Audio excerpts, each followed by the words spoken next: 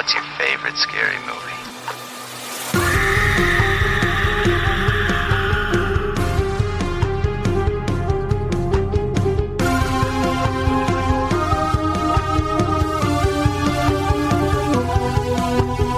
Welcome to 13 Degrees of Screams, where we watch and dissect your favorite spooky movies. I'm your host, Alex. And Stephanie. And this is a mostly horror podcast. This week, we chop off some heads in Sleepy Hollow. So, Stephanie. Yes. Have you seen Sleepy Hollow before we watched it for the podcast? No. Really? Nah. Why? Not at all. Why? Why? I don't know. Just hadn't. Don't you like Tim Burton-y stuff? Sometimes. Sometimes. That's fair. Some, not all. Some, not all. But I did watch the Disney version of it's Isn't it like Goofy in it? No, it's Toad's Wild Ride and Ichabod Crane. It's like two stories in one for some reason. Mm-hmm. And yeah, I actually rewatched it to compare it. Oh, did you really? Yeah, because it's only like a half hour, 45 minutes or something. It's on Disney Plus. Okay. It's good. Did you like this movie? Yeah. Woo! You know what? Actually, so I've seen it too, and I think I slept on this movie a little bit. Really? I liked it, but I was like, Sleepy Hollow, it's fine. Yeah. And then I watched it, I'm like, damn, I like this. Yeah, this is it's fun. It's like a little murder mystery, and I don't know. Johnny Depp's just very charming. I find him really charming in all these. I almost say, going back to this and Johnny Depp, I'm like, ooh. He's fine. Oh my God, a whole bit. Yeah. Oh my damn. No. It's the hair. It's the hair in this one. I do think, though, that, granted, I don't know how old he really is when he's playing this role, that he's a little too old to be kissing Christina Ricci. How old is Christina Ricci? I don't know, but I know her from Casper, and I just feel like that was like 3 years before this, and it just feels like she's like a little baby. It was 6 years before this. Really? Was it 6? Mm-hmm. I thought I looked it up, and it was like 3. Wait, hold on. Hold. And I felt like she was only like, I don't know, 13 in that movie? Maybe she was older. Hold, please. Now I'm second guessing when Casper came out. Why is it when I Google Casper, the mattress came up? Oh, shit. It was 4. Okay. Maybe it was 3. Yeah, 95. Okay. Psych. How old was Christina Ricci in Casper? I don't know. She had to have been an adult. I guess. Oh, jeez. She's probably just 18 or something. Yeah. Oh, Lord. I didn't even think about that. Was Christina. Oh, now we need to find out. Ricci. Stephanie's Googling. She's doing the Googles. Sleepy Hollow. How we can do some math. Explain. Okay, so Johnny Depp was born in 1963, Christina Ricci in 1980. Sleepy Hollow was released in 1999. She was 19. He was 36, she was 19. It's a little icky. It is, but at least he's like half a life older than her. It is icky, but legally okay. Legally okay. Just barely. And it's just a movie. Yeah. I mean, the kisses were pretty chaste, I'll say that. It wasn't like the most tongue-infested kiss. Tongue-infested? Yes. Is that what we're calling French kissing now? Sometimes. Can I tongue-infest your mouth? Please don't.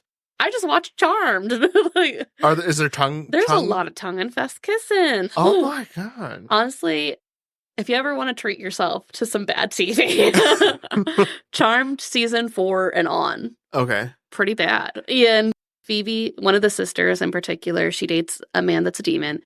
And yeah, well, yeah, that's kind of her type. And she's also just sucks at this point in the series. Oh my God. And every time she kisses this man, it is so wet. Like, you can hear it. You hear their kisses. Is it squenchy, tongue-infested? It's very squenchy. Like, every time she goes for the kiss, like, her tongue is already out. Oh, stop. And I'm like, nah. Stop it. Nah. No, no, no, no, no, no, no, no, no, no, no, no. No, no, no, no, no, no, no. No tongue infestation. Oh, yes. Anyways. Not to be approved, but there's some chaste kisses on the movie theater. Yeah, I didn't think about the age. I guess I never really realized how old Johnny Depp was. I feel like she's very young, but I guess she's legal. You know what? As long as she's of age and it's a movie, I think it's fine. It's fine. Anyways, Johnny Depp. I was like, damn. He was fine. And I'm sure she didn't mind. Yeah, she's fine. But yeah, I enjoyed it. I like Tim Burton, kind of like you, like some's hit and miss. Mm-hmm. Yeah, Nightmare Before Christmas is always good. I do like Edward Scissorhands. And this definitely screams all Tim Burton-y. Oh, for sure. But I liked it. I was pleasantly surprised. I was like not super jazzed about watching this movie. And then by the end, I was like, that was fun. Was this Kat's recommendation? It is. Oh, okay. I figured. Hi, Kat. Oh, we're keeping this. This is our friend Kat. She wanted to do Sleepy Hollow. She actually did a really awesome cosplay of Christina Ricci's character, who I forget her name. All right. Katrina Van Tassel. Katrina. Anyways, our friend Kat did a very great cosplay of her final dress. Mm-hmm. Mm-hmm. It was good. We had this rated as a 3 on the scariness scale. Do you agree? Yeah, sure. Yeah, it's definitely. Honestly, I did laugh out loud when I realized that the Headless Horseman is Christopher Walken. I know. We were both like, we don't, obviously, Charlie and I don't do really good Christopher Walken impressions, but we were both like, oh no, my head. That was perfect, Stephanie. I don't know what you're talking about. That was A+. Yeah. A+ impression. Yeah, thank you. You should do all of the plot in his impression voice. Oh, okay. Please do. Oh, no. Malignant. You ready to hear some movie background? Yeah, sure. Sleepy Hollow is a 1999 gothic supernatural horror film directed by Tim Burton, loosely based on Washington Irving's 1820 short story, The Legend of Sleepy Hollow. Oh. The film stars Johnny Depp and Christina Ricci with Miranda Richardson, Michael Gambon, Casper Van Dien, Christopher Lee, and Jeffrey Jones in supporting roles. The storyline revolves around police constable Ichabod Crane, played by Depp, who is dispatched from New York City to investigate a series of murders in the village of Sleepy Hollow by a mysterious Headless Horseman. The movie's development commenced in 1993 at Paramount Pictures, with Kevin Yeager initially set to direct Andrew Kevin Walker's script as a low-budget slasher film. However, disagreements with Paramount led to Yeager being reassigned as the prosthetic makeup designer, and Tim Burton was brought in to direct in June 1998. Oh. I know. Long time difference. Mm-hmm. Filming took place from November 1998 to May 1999, and the film was an international co-production between Germany and the United States. Oh. Sleepy Hollow had its premiere at Mann's Chinese Theater on November 17th, 1999, and was released in the United States on November 19th, 1999 by Paramount Pictures. It received positive reviews from critics who praised the performances, direction, screenplay, musical score, dark humor, visual effects, and atmosphere. The film grossed approximately $207 million worldwide and won Academy Award for Best Art Direction. Johnny Depp, Burton's first choice for the role of Ichabod Crane, was cast in July 1998, marking his third collaboration with Burton. Paramount required him to consider Brad Pitt, Liam Neeson, and Daniel Day-Lewis as the part, though, even though he's like, I don't want this. Johnny Depp's my favorite, yeah. And he will be forever my favorite. Yeah, for sure. Oh, so promotion of this film was interesting. To promote the film, Paramount Pictures featured its trailer at San Diego Comic-Con in August 1999 and launched a website in October of the same year, which was described as the most ambitious online launch of a motion picture to date by Variety. The website allowed visitors to engage in live video chat with filmmakers, send postcards, view photos, trailers, and a 6-minute behind-the-scenes featurette. Additionally, extensive tours of 10 sets were offered, allowing visitors to explore the sets for the entire town of Sleepy Hollow, forest, church, graveyard, and covered bridge. Oh, that's cool. Yeah. I mean, 1999 for a really interactive website. Yeah, I think that's neat. Yeah. Sleepy Hollow has a 70% on Rotten Tomatoes with a critical consensus that states, it isn't Tim Burton's best work, but Sleepy Hollow entertains with its stunning visuals and creepy atmosphere. I did hear that somewhere, that since Tim Burton was brought in later to direct after kind of pushing that guy to do the prosthetics, that a lot of people interpreted what was done like it wasn't like a passion project for him. He was just kind of brought on. It wasn't like something he was like, oh, I need to do this. Yeah, that's fair. But I think it turned out pretty good. No, I think this is his like mediocre work, I'm like, cool, I'm good. I'm on board. Yeah, I enjoyed it. Ready to get into the plot? Yes. In 1799, New York City Police Constable Ichabod Crane faces difficulty with the courts when trying to push New Age investigation techniques, such as autopsies to solve murders. Since everyone else is skeptical, he is dispatched to the small farming community of Sleepy Hollow to investigate a series of brutal decapitations, so far consisting of a wealthy father and son and a widow, to test out his methods. I love how they're like, go do it there. Yeah, so these people we actually don't care about. Here. Like, we don't really care what happens to these people, so just have at it. It's fine. It's just... Well, it's because like they think it's unholy to desecrate the body and stuff like that. Yeah. That's why. But I will say the atmosphere of this town, I'm like, I'll live there. Yeah, it looks nice. I'll live there like as is right now. Right. Like, that's fine. Could you imagine waking up to a little cottage like that? Like just... For sure I'd live there. Yeah. I like that a lot. Once he's arrived, he's received by the town elders, wealthy businessman Baltus Van Tassel, town doctor Thomas Lancaster, the Reverend Steenwick, notary James Hardenbrook, and magistrate Samuel Phillips. Yes. Yes, all of them. They're there, doing the things. Yes. There, Ichabod learns that the heads of the victims are all missing, and the locals believe the killer is a ghost of a headless horseman riding a black steed that takes the heads back with him to hell. Just the head? Yeah, just the heads. I don't need the rest. Okay. They believe it's this specific apparition because during the Revolutionary War, a ruthless Hessian mercenary, known for beheading men on the battlefield, was killed and buried with his head severed in the western woods. And they do a little flashback and stuff. And Charlie and I laughed. Okay, so we're seeing the Headless Horseman as a man, not an apparition, like still head attached. And it's Christopher Walken. So he's like, oh no, my head. And he's running. And he comes across these two little blonde girls, which just look like twins out of The Shining. And like one of them snaps a twig and like alerts people that he's there. And then they come and kill him. Yeah, so I just thought it was funny because we were like, why are these twins just randomly in the woods? But we find out later. Find out. Yeah, it is a little jarring. Like, who the fuck are you? Yeah, who this? Yeah. While shocked the heads were not found, Ichabod does not believe the murders to be the work of a paranormal entity. Boarding at the home of Baltus Van Tassel and his wife, Lady Van Tassel, he is taken with Baltus's spiritual daughter, Katrina. Katrina. I'm going to keep saying that. You have to stop me. Why are you saying it like that? It's a song. Oh. It's a thing. I'll have to play it. Okay. Katrina. Okay, you get to sing the song after this then. Yeah. It's just me saying Katrina 10,000 times. Right. When a fourth victim is discovered, Ichabod takes the victim's son, young Masbeth. Yeah. Masbeth. That's such a stupid name. I think they say it Masbeth. If your name's Masbeth, I'm sorry, but that's stupid. Masbeth. As an assistant. After a tip from Magistrate Phillips that there are 5 dead but 4 graves, Ichabod and Masbeth exhume the graves of the victims and perform an autopsy on the widow, where they determine she was with child. Yeah, not good. No.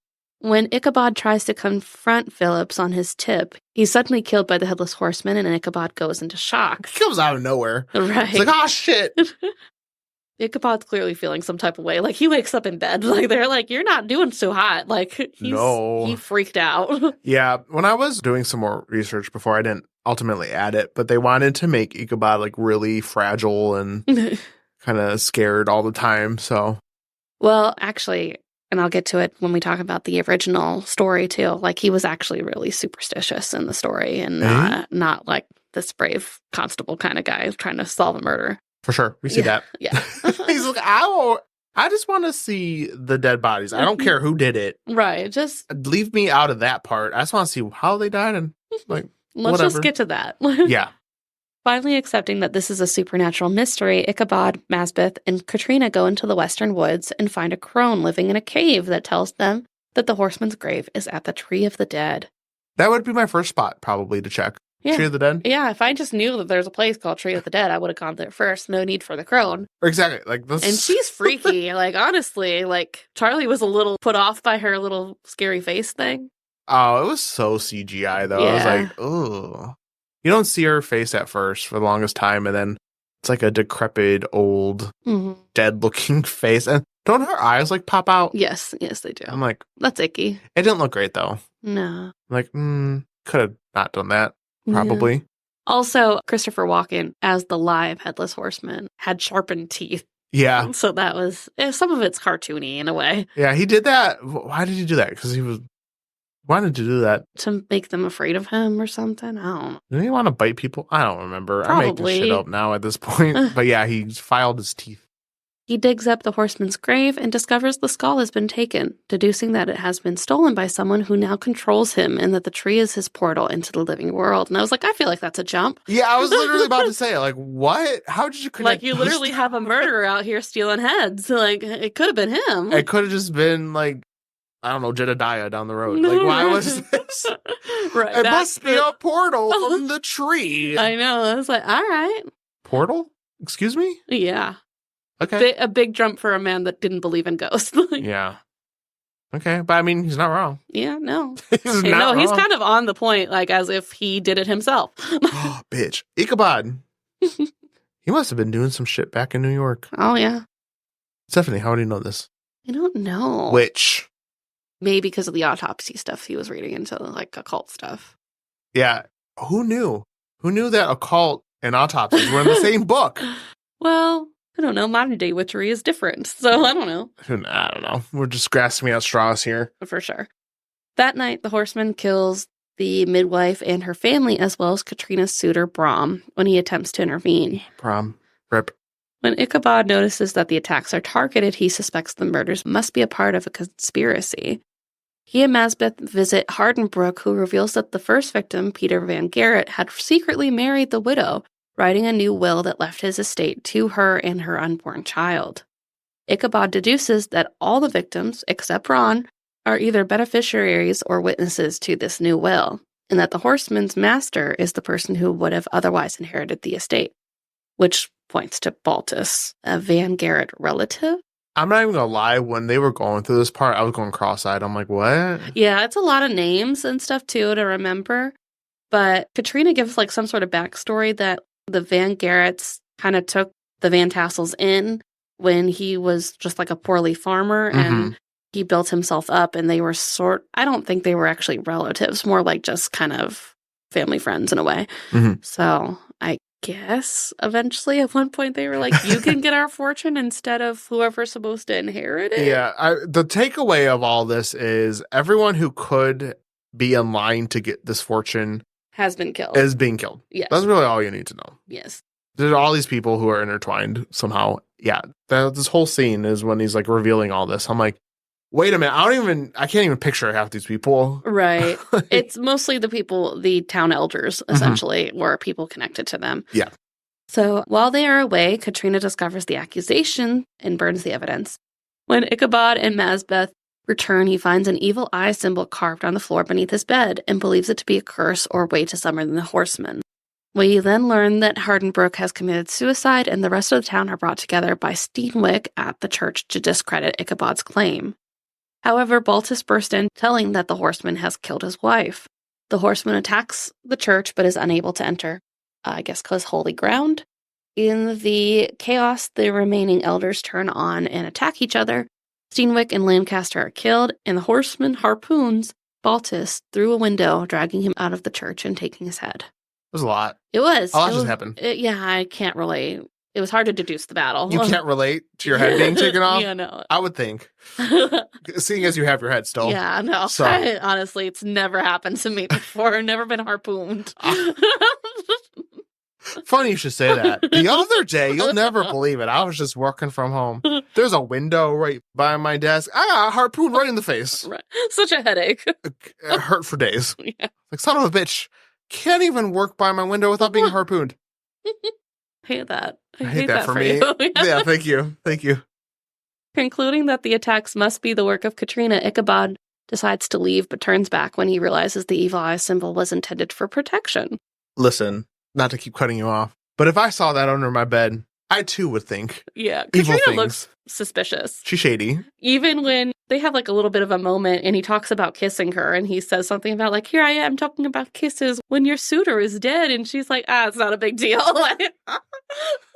I hated him anyways, really. Yeah, it's not no. Yeah. She's like, Brom who? Right. Never heard of him. She's like, I got Johnny Depp, so I'm good.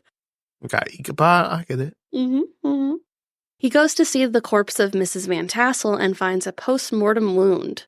Lady Van Tassel, alive and well, then reveals herself to Katrina and explains her true heritage from an impoverished family evicted years ago by Van Garrett when he favored Baltus and Katrina instead. She swore revenge against Van Garrett and all who had wronged her, pledging herself to Satan if he would raise the horsemen to avenge her and also to claim the Van Garrett and Van Tassel estates uncontested. Manipulating her way into the Van Tassel household, by the way, she's Katrina's stepmom. Yeah, when that dude came back, he's like, my wife is dead. That's who he was talking about, right? Yes. Her? Yes, yeah, her. So she's very clearly not actually dead. Surprise. She used fear, blackmail, and lust to draw the other elders into her plot. Having eliminated all other heirs and witnesses and having killed her sister, the crone, for aiding Ichabod, she summons the horsemen to finish Katrina. And when they cut to her killing her sister in the woods, Charlie yelled at the screen, "Quit killing people!" Yeah, so they were also the little girls from the scene. And so here's the thing. While watching this, I'm like, okay, you're very clearly okay with just killing people. Why do you need the horsemen? Like, why don't you just kill the people? You killed like several people by yourself. You didn't need to summon anyone. You were doing great by yourself. Yes. Honey, you don't need no man. Fine. You don't need no man to do this for you. Yeah, no. I was so confused. I'm like, what are you doing? And she has to do all this big ritual to get him to come and stuff like that. Yeah, just let the women do the work, I guess. I don't know. She was very clearly capable. Right. Because when she kills her sister, she just takes an axe and like chops off her head. Right. Yeah, no. And you could do the beheading yourself. Yeah, you don't need to do this. It's a little extra. Right? Time consuming. Too much. Ichabod and Masbeth rush to the windmill as the horseman arrives. After an escape that destroys the windmill and subsequent chase to the Tree of the Dead, Ichabod retrieves the horseman's skull from Lady Van Tassel and returns it to him, breaking the curse and setting the horseman free from Lady Van Tassel's control. Yay. Yes. Happy ending? I guess. With his head restored, he does like this weird little regenerative thing where his skin grows back. I guess. Okay. It's icky. It is very icky. The horseman spares Katrina and abducts Lady Van Tassel, giving her a bloody kiss and returning to hell with her in tow, fulfilling the deal. Bye, bitch. Bye. Ichabod returns to New York with Katrina and young Masbeth just in time for a new century. Yay! I guess it makes sense. Now that Sleepy Hollow is in ruin with no town elders and everything, so... Yeah. I guess bye, bitch. Like... Everyone else who was there was like, now what? Right. What do we do? Right. Everyone's dead. Yeah. So the horseman isn't really, he's bad, but like he couldn't help it. Yeah. He was under control. Compelled to do so. So it's really this lady. Yeah. Who's the bad guy, bad woman, bad gal, bad lady, a bad gal. Seamstress. I'm sure she makes dresses. She looks like she would make a dress. Oh, yeah, for sure. She had a very fancy dress on anyway, so. Yeah, she definitely made that. Or she had the money. All about the money, money, money. All about the money, money, money. About the cha-ching, money, budget. Boing, boing. Just gotta get some heads. Just some heads. Gotta get that head, you know what I'm saying? Oh, God. You said it, not me. I'm sorry. Would you like to hear about the book comparison? Yes. So the text of the story purports to have been discovered among the papers of the late Diedrich Knickerbocker. What the hell? The titular legend is set in 1790 in the countryside near the former Dutch settlement of Tarrytown in a secluded glen known as Sleepy Hollow.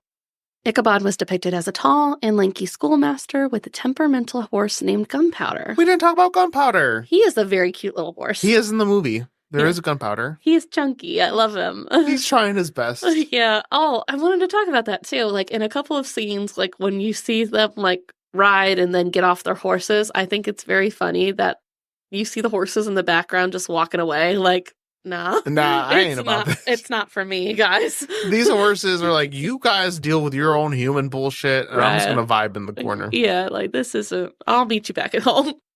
In contrast to Johnny Depp's portrayal, Ichabod actually had no desire to track down the Headless Horseman and was more of a freeloader. Fair. As a school teacher, he believed in the old adage, spare the rod, spoil the child, but only because he learned being kind to the children opened him up to receive food and attention from the town's women. He finds himself taken with Katrina Van Tassel, the daughter of a wealthy farmer, because he plans to woo her so he can procure her family's riches for himself. Oh. Yes, he's a user. Oh, damn. Ichabod. I don't like this one. Yeah. Boo. tomatoes, boo. In response, her suitor Brom and his friends pull pranks on Ichabod to spurn his advances. One fall evening, Ichabod attends a harvest party at the Van Tassel home, and the guests engage in ghost stories. Brom, knowing Ichabod is very superstitious, tells how he raced against the Headless Horseman, the notorious ghost of a Hessian trooper decapitated by a cannonball during the Revolutionary War. Oh, that's how y'all said? Yeah, it wasn't just like tracked down and beheaded. Oh, bam. Yeah. The horseman is supposedly buried in a churchyard in Sleepy Hollow and rises from his grave every night to search for his missing head, but is supernaturally barred from crossing a wooden bridge that spans a nearby stream. Towards the end of the party, Ichabod propositions Katrina, but she denies him, so he leaves heartbroken on his horse. Along the way home, he is already spooked from the tales he heard at the party and suddenly sees the Headless Horseman. No! Yes. Run away! Actually, you know what? You could kill Ichabod. He sucks. Yeah, he kind of does. It's fine. A cloaked rider on a black horse carrying his own head atop his saddle. The horseman gives chase and pursues Ichabod all the way to the wooden bridge, where he suddenly rears back and throws his severed head, knocking Ichabod off his horse. Oh, no. The next morning, gunpowder is found grazing at his master's gate. Ichabod has all but disappeared aside from his tattered hat and a smashed pumpkin.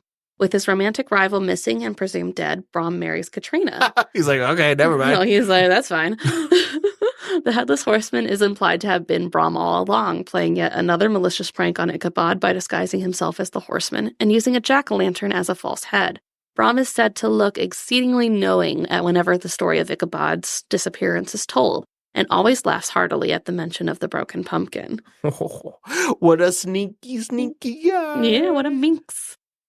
A mink? I guess, no, minx is a lady. No. Wow, you little mink. Oh my God, Mary Katrina? What a sneaky little squirrel. I He's don't know. a snake. He's a sneaky little snake. Oh, yeah, I'm a snake. Years later, a local farmer returns from a visit to New York and reports that Ichabod is alive and well. Humiliated by Katrina's rejection and frightened by his encounter with the Headless Horseman, Ichabod fled Sleepy Hollow, moved to a distant part of the country, studied law, entered politics, and eventually became a judge. You know what? Good for him, I guess. Right. However, the women of the village still insist that Ichabod was spirited away by the Headless Horseman. After Ichabod's disappearance, his students are sent to another school. The deserted schoolhouse where he once taught is left abandoned and is rumored to be haunted by Ichabod's spirit. It is said that on quiet summer evenings, his voice can often be heard at a distance, chanting a melancholy psalm tune among the tranquil solitudes of Sleepy Hollow. He was like, I'm a little bit. I thought. Yeah, that was another thing he did. He formed a choir in the town, but it was also to get closer to the ladies so then they could bring food. It was all about food. What? I mean, fair, but also, dude. Yes. He's weird in this. In the cartoon, it's very similar to what I've just told you. In the cartoon, he has a little notebook and you see him checking off days and it's what house he's been at to have dinner and how good the meal was. Wow. Yes. See, that part of Ichabod I vibe with. The food. I'd start a choir to get food too. Fair. I don't blame him. In a postscript omitted from some editions of the story, Knickerbocker describes how he first heard the tale shared by a storyteller at a public meeting in New York. When one of the men in attendance remarks that he has doubts about certain aspects of the legend, the storyteller replies, "Faith, sir, as to that matter, I don't believe one half of it myself." Which half don't you believe? I'm guessing the back half. That it's not real? That it's not real, yeah. So, all along, it's not even true. It's just Brom being Brom. Yeah, I guess you can suspect that unless you think that the Headless Horseman actually took him. So what if it's not actually Brom? However, Brom is homies with the Headless Horseman. And he's like, yo, Headless Horseman, let's get Ichabod. And he's like, got you, fam. So he does that. Yeah, maybe. Maybe the Headless Horseman is real, but Brom is just in cahoots with him. Perhaps. Maybe they're secret lovers. We could do Headless Horseman. Katrina's his beard. You could do an erotic version. Of Brom and the Headless Horseman. Instead of Headless Horseman, it's all the head horsemen. Sorry, spit take. Yeah, sorry. That she was drinking some water, and I said that at the wrong time. Yes. We should write that. Yeah. And maybe for a future episode, we could read all the head horsemen. Part 1. Part 1. Oh my God, it's going to be a 69-part epic. Yes, there you go. Of epic It proportions. all starts with that race. Like, you don't think many people get away from the Headless Horseman, but he raced him and he did. Oh, they're racing towards him, not away from him. Yeah. I think, and then Sleepy Hollow. What can we call Sleepy Hollow? Oh, It's a work in progress. We'll come up with something. We'll figure it. But everything has to be innuendo. Oh yeah, for sure. We got this. Katrina. Oh, I'm not gonna say what. Disregard. Yes. Actually, this is a bad idea. Let's not do this. Perhaps. You've never read the story, have you? Like the actual story? Actually, I listened to the audio of it. How long is it? Only like an hour and a half. Oh, so it is a short. Yeah, short story. so this is basically just like a summarized version of it that I found. Huh. But is it worth listening to? Is it interesting? It's it very sounds boring. descriptive. Some people say it has like a nice fall vibe to it. Okay. It's fun, but I felt towards the end it kind of got a little tiring, especially like when he's walking through the woods coming home and stuff like that. He sees goblins and ghouls at every corner, but really it's just like fucking plants. It's just plants? Oh, yeah, like he walks into a tree and stuff like that. Wow, he really, yeah, okay. Ichabod, my guy. Yeah. I mean, they really do. Honestly, I think it's more worth it just to watch the Disney short. The Disney short's good. The Brom character is a lot like Gaston from Beauty and the Beast, to be honest, but that's my only criticism there, I guess. Okay, is Brom, like, okay in the story? I mean... Like, he's not an asshole or anything? It's like this. It's exactly like what I read to you. So I'm not getting a good vibe of, like, he kind of sounds like he could be an asshole, like, tricking him. Oh, yeah, he tries to fight him, and that's why they start doing pranks instead. Gotcha. Because Ichabod keeps kind of, like, avoiding him and making it seem like he's closer to Katrina than he really is. Oh, okay. I think Brom's in the right, probably. Yeah, it kind of seems like he kind of already had staked his claim, and Ichabod was kind of interfering because... It's Ichabod. Yeah, let's be honest. Right. He just kind of sounds like an ass, so... Okay. Yeah. I'm just trying to get a vibe because, like, I kind of want to read it, but also, like... It has, like, a very nice way of setting it up and stuff like that and describing Sleepy Hollow itself. So it does give, like, a fall-esque kind of vibe. I love fall stories. Yeah. That's it. End of statement. Okay. Thank you for listening. If you enjoy the show and you listen on Apple Podcasts or Spotify, giving us a 5-star rating is super helpful, and we will always appreciate it. Yes, please do. And you can follow us on social media at 13 Degrees of Screams. This has been 13 Degrees of Screams, and we will see you next week. Now you sing the song. Oh, Katrina! That's it. Oh, okay. That's how it goes. Really? All right. I'll play it for you. It goes Katrina. All right. Bye. Bye.